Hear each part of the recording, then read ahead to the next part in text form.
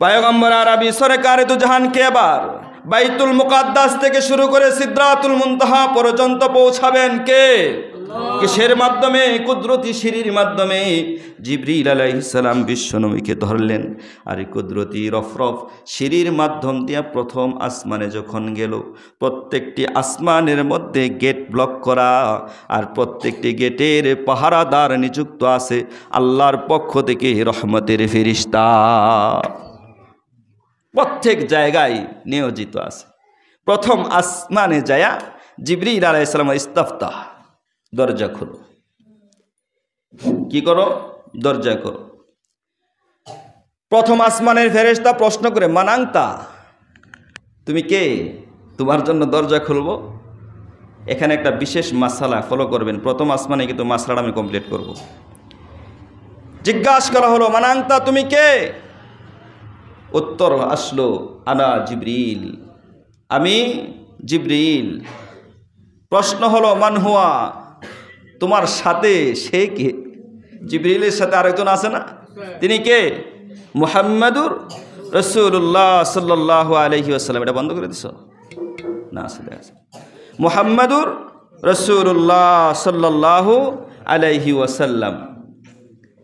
প্রশ্ন করা হলো, ফেরেশতা প্রশ্ন করতেছেন যে তুমি আসছো, তোমার সাথে আরেকজন মেহমান আনছো, যে তোমার সাথে আসছে তাকে নিয়ে আসার অনুমতি কি পাশ হয়েছে? কার পক্ষ থেকে অনুমতি? আল্লাহর পক্ষ থেকে। রহমতের ফেরেশতা কি জানে না উনি পয়গম্বর, শ্রেষ্ঠ পয়গম্বর, আখিরি জামানার নবী? কোন ফেরেশতা কি জানার বাদ আছে? কিন্তু এখানে নবীকে পাশে রেখে জিবরিল এতগুলো প্রশ্নের মোকাবেলা কেন হলেন? তার কারণ কি? কারণটা হলো দুনিয়ার মানুষকে শিক্ষা দিল, ও দুনিয়ার মানুষ শোনো, পয়গম্বর যদিও নবী, সেও যদি কারো বাড়িতে আসে তার অনুমতির প্রয়োজন হয়। আর তুমি আর আমি পয়গম্বরের উম্মত, বেগানা নারীর ঘরে ঢুকে পড়ি সালাম সারা অনুমতি না নিয়াই। জোরে বলেন ঠিক না? আমার ভাই, আমার বোন, আমার আত্মীয় স্বজন যেই হোক, বাড়ির পাড়া প্রতিবেশী, মাহরেমাত পুরুষ ছাড়া যত পুরুষ আছে তাদের সামনে বিলকুল যাওয়া জায়েজ নাই। আমরা মনে করি আমাদের স্ত্রীগণ মনে হয় আমাদের বোন জামার সামনে যেতে পারবে, ঠিক না? কিন্তু না, নো, নেভার, ইম্পসিবল। এটা কোনোভাবেই সম্ভব না। কোনো স্ত্রী তার বোন জামার সামনে যেতে পারবে না, কারণ 14 জন পুরুষের ভিতরে তার বোন জামাই পড়ে না। যেই নারী, যেই পুরুষের সাথে বিবাহ বন্ধন করা শরীয়তে জায়েজ আছে, ওই পুরুষের সাথে ওই পুরুষের সামনে যাওয়া কোনো মতেই জায়েজ নাই।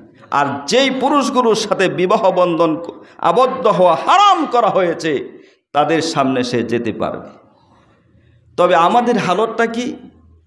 হালতটা এমন হয়েছে, আমাদের বাড়ি ঘরে তো পর্দা নাই, পর্দার ব্যবস্থা আমরা করিও না, চেষ্টাও করি না। আমাদের মা বোনদের অবস্থা এমন হয়েছে, পর পুরুষের সামনে যাইতে যাইতে যাইতে যাইতে এমন অভ্যস্ত হয়েছে, এখন উলামা ইকরামদের জবান থেকে আলোচনা শোনার পরে যদি তাদের সামনে এমন কথা পেশ করা হয়, তারা এটাকে কোনো মতেই মেনে নেয়, এটা তুচ্ছ তাচ্ছিল্য করে শেষ করে দেয়। কিন্তু তুমি কি জানো, যতবার পর পুরুষের সামনে যাচ্ছ, প্রতবার তুমি একটা করে জিনার গুনাহ, একটা করে কবিরা গুনায় লিপ্ত হচ্ছ। জোরে বলেন ঠিক কিনা? এই জন্য নিজের বাড়িকে হেফাজত করুন। এটা চাউন কমছে কেন একেবারে? নিজের বাড়িকে হেফাজত করুন, পর্দা পশিদায় আনুন। আপন ভাই বউ দুইজন, দুই ভাইয়ের স্ত্রী, এক ভাইয়ের স্ত্রী আরেক ভাইয়ের সামনে যাওয়া জায়েজ নাই। কেন? কোনো কারণবশত যদি কোনো ভাই তার স্ত্রীকে বাদ দেয়, অন্য ভাই স্ত্রীকে বিবাহ করা হালাল। জোরে বলেন ঠিক না? জায়েজ নাই, তা মাহরেমাত পুরুষ না। শালিক কাল মত, দেবর কাল মত, এই জিনিসগুলো এমন যেন তার সামনে, দুলাভাইয়ের সামনে তার শালি আসলো, এটা মৃত্যুর চাইতেও ভয়ঙ্কর। দেবরের সামনে তার ভাই বউ আসবে, তার ভাই বউ আসবে, এটা মৃত্যুর চাইতেও ভয়ঙ্কর। এই জন্য যদি আসতেই হয়, কথা বলতেই হয়, পর্দার আড়াল থেকে বলবে। আর কারো ঘরে যদি প্রবেশ করতে হয়, বাহিরে থেকে সালাম দিবে, অনুমতি সাপেক্ষে ঘরের ভিতরে ঢুকবে। এটার নামই হলো শরীয়ত। আর আমাদের পুরুষদের হালত এমন হয়েছে, যেন তার পরনারীর কাছে গেলে সালাম দিবে তো দূরের কথা, আগে ওপেন ঘরের ভিতরে ঢুকে। জোরে বলেন ঠিক না? পরিস্থিতিটা আমাদের এমন হয়ে গেছে। অনুমতি চাচ্ছে কে? জিবরিল। কোথায় যাবে? আসমানে ঢুকবে। এর কি নারী আছে? তবু দেখেন অনুমতি সাপেক্ষে একজনের ঘরে আরেকজনে ঢুকতেছে, আর আমাদের কোনো অনুমতি নাই। কি ভাবছেন? পর্দার বিধান আমাদের মধ্যে নাই। পয়গম্বর আরবি সরকার দু জাহান নবী মুহাম্মদুর রাসূলুল্লাহ সাল্লাল্লাহু আলাইহি ওয়াসাল্লাম হাদিসের ভাষ্য অনুযায়ী বলেন, জিবরিল বলেন, আমার সাথে হলেন নবী, অনুমতি আসেনি আল্লাহর পক্ষ থেকে? হ্যাঁ আছে। সাথে সাথে আসমানের দরজাটা খুলে দিলেন। সাথে সাথে কি করলেন? আসমানের দরজা খুলে দিলেন। যে আসমানের দরজা খুলে দিল, জিবরিল বিশ্ব নবীকে নিয়ে আসমানে উঠলেন। প্রথম আসমানে যাওয়ার পরে পয়গম্বর আরবি সরকার দু জাহান বলেন, প্রথম আসমানে যাওয়ার পরে আমি তাকায়া দেখি একজন বৃদ্ধ সুঠাম দেহের অধিকারী, অত্যন্ত সুন্দর চেহারার অধিকারী, ধবধবে সাদা পোশাক পরিহিত অবস্থায় একজন লোক চুপচাপ বসে আছেন। মাঝে মধ্যে ডানের দিকে তাকায়, আবার মাঝে মধ্যে বামের দিকে তাকায়। আল্লাহ নবী জিজ্ঞাসা করেন, জিবরিল, এই প্রথম আসমানে এই মহামানবটা কে? জিবরিল আলাইহিস সালাম বলেন, আপনি সালাম দিন। তিনি হলেন আপনি আমার আদি পিতা হযরত আদম আলাইহিস সালাম। প্রথম আসমানে কার সাথে সাক্ষাৎ হলো? আদম আলাইহিস সালামের সাক্ষাৎ হলো। আমরা যত মানুষ নরনারী পৃথিবীতে এসেছি, সমস্ত মানুষের সূচনা কোথা থেকে হলো? আদম আর হাওয়া আলাইহিস সালাম থেকে হলো। সর্বপ্রথম যিনি হলেন আদম আলাইহিস সালাম। এরপরে বাম পাজরের বাঁকা হাড্ডি থেকে আল্লাহ তাআলা হযরত হাওয়া আলাইহিস সালামকে সৃষ্টি করলেন। তার মানে হলো হাওয়া আদম থেকেই। যেটা বলেন ঠিক না?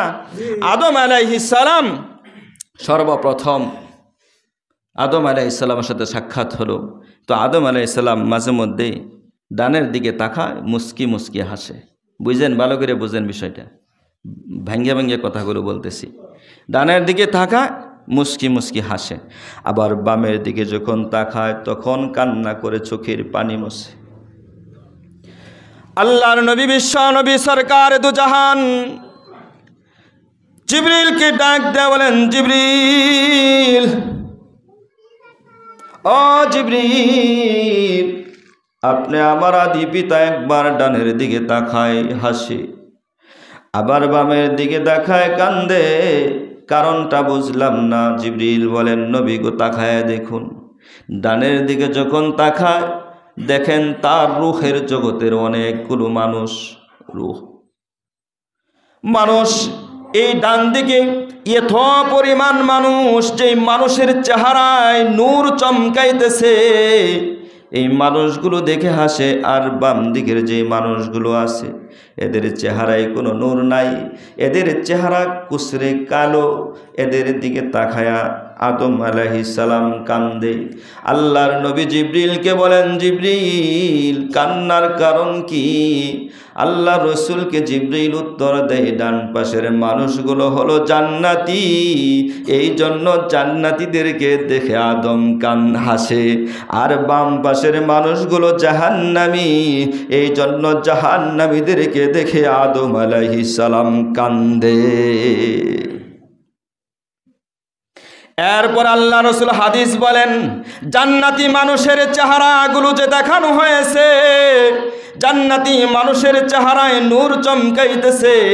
নূর চমকানোর অর্থ এই না খালি সুন্দর মানুষের চেহারায় নূর চমকাবে। কিছু দুনিয়ার এমন মানুষ আছে, চরমনার ফিসাব হুজুর কিন্তু সুন্দর মানুষ ছিল না, কিন্তু তার চেহারার দিকে তাকাইলে মনে হইছে মরহুম ফিসাব হুজুরের চেহারায় নূর চমকাইতেছে। উজানির ফিসাব হুজুরের দিকে তাকায়া দেখুন সুন্দর ছিল না, বুলবুলা সুন্দর ছিল না, কিন্তু চেহারার দিকে তাকাইলে যারা দেখছেন তাদের চেহারায় নূর চমকাইতেছিল। তার কারণ হলো দুনিয়ার জমিনে যারা আমল করবে, নামাজ পড়বে, রোজা রাখবে, হজ করবে, যাকাত দিবে, আল্লাহর পথে চলবে, আল্লাহ তাআলার বিধিনিষেধ মেনে চলবে, কোরআন ও হাদিস অনুযায়ী চলবে, আল্লাহর কুদরতি ফায়সালায় সে যদি কুশ্রিও কালো হয়, বেড়ালে হাফসির মতো তার চেহারায় নূর চমকাইতে থাকবে। বেড়ালে হাফসি কি খুব সুন্দর আছেন নাকি? না, কিন্তু নূর চমকাইতেছিল। আল্লাহ রসুল বিশ্ব নবী সংক্ষেপ করে দিচ্ছে আমার ভাই।